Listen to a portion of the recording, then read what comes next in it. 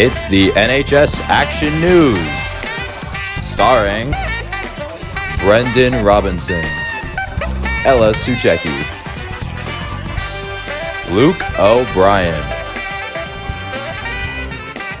Griffin LaPlante, Evan Armano, Owen Keogh, Declan Hawkeiser, Cruz Casella, Sam Nathan, Liam Smith. Also featuring Mayor Sean Reardon, Boys Track and Field, and Student Council.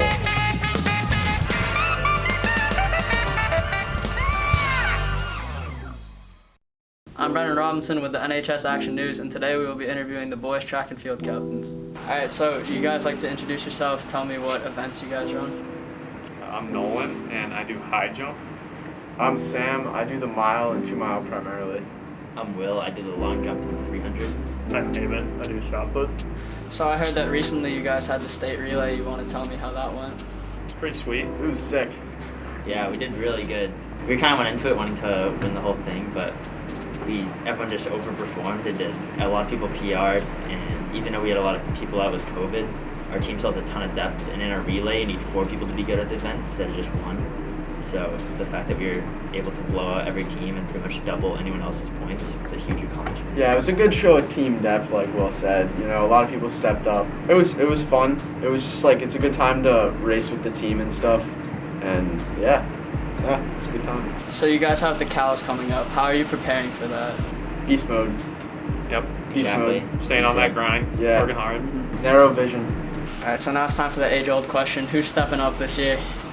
I'm going to give a shout out to Jalen Wise. He's a freshman. Woo! Has a lot of potential, and Yeah. he's really been getting better recently. Yeah, in the distance crew, Steven and Drew have really been stepping up. They're improving quite rapidly. Very respectful. Yeah, Jonas, he's just started doing the high jump. He's been doing really good, getting points for the team. Yeah. Really proud of him. Patrick Walker. Woo! Oh yeah, doing really good. He's got the same last name as me. It's pretty cool. Yeah. Is there anyone you guys want to call out who you're looking for a little more out of, maybe that's been underperforming? Luke O'Brien. This man right here. We're disappointed. Yeah. Actually, you know what? Now we are. No, just kidding. We like everyone We on like the team. everyone on Everyone the on the team is good. Alright, and who's the fastest out of you guys? It depends. This kid right They'll here. beat me in Probably their me. events, for sure. No, yeah. Track's a good Yeah. sport where like you can have a lot of good people and it's like there's no bests. So like anything up to the 400, Yeah. Will. Anything beyond that, Sam. And then Well- Aiden and I are just like dying in the back. I'd say Nathan Berry is probably leading the distance squad. I throw a ball with sand in it. I I don't run. Alright, thank you. That's all we have. Yeah, thank you. Thanks. Woo! Good job, guys. Alright, off to practice. Good job, yeah. Wait, why did I do it? Luke, I'm sorry. Hi, I'm Declan Hawkeiser.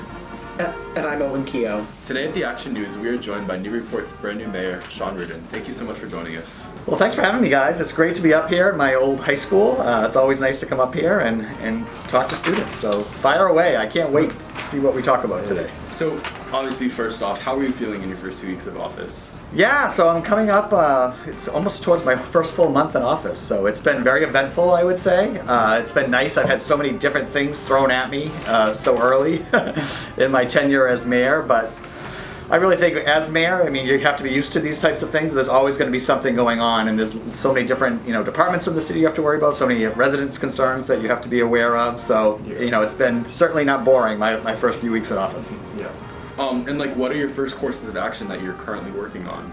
Yeah, well, there's a few things going on. Tonight we actually have a really big city council meeting that's happening. They're finally going to be voting on the 57 Low Street property. So that's one of the top items on my agenda is hopefully securing that building for purchase and then finding a way to move youth services there eventually. So that's been the talk for the last couple of years. They've been able to do some more tests on the property, and so I think we've now answered all the questions that we need to answer on that property, and that vote's going to happen tonight. So again, there's no guarantee that youth services is going to go there, but that's my preference. You've heard of school committee for several years. Has that experience helped you run our town?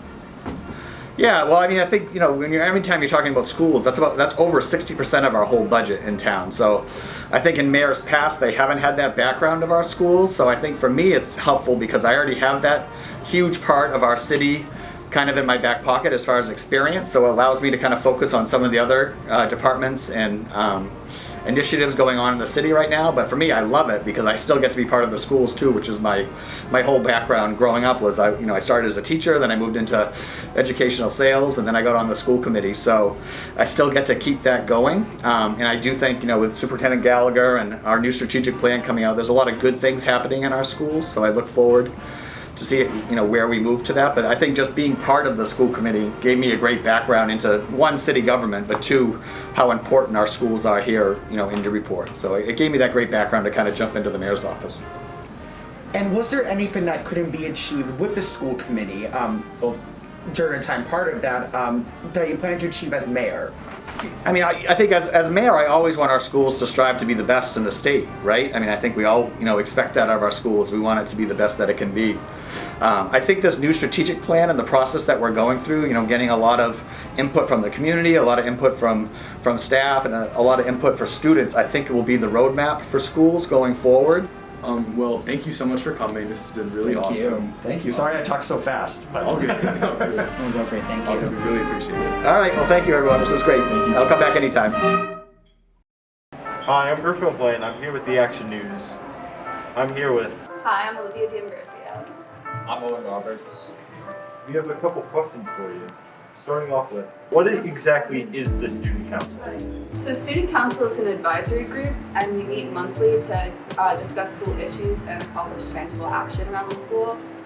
We advise administration and really our main avenue of student representation at the school. In regards to the new hat policy, how did it come to be changed? So the hat policy was brought up at a student council meeting in September. A lot of students were kind of upset about it. They didn't think it was necessary. And we had a lot of meetings, both with the student council, Mr. Wolf, the administration. And it took a while, but and we met with the faculty council, but eventually it was just a general consensus that it was kind of an unnecessary policy. The faculty council, which is kind of the student council version for teachers, they met a couple times. They discussed what the teachers felt were issues they had with it, or concerns.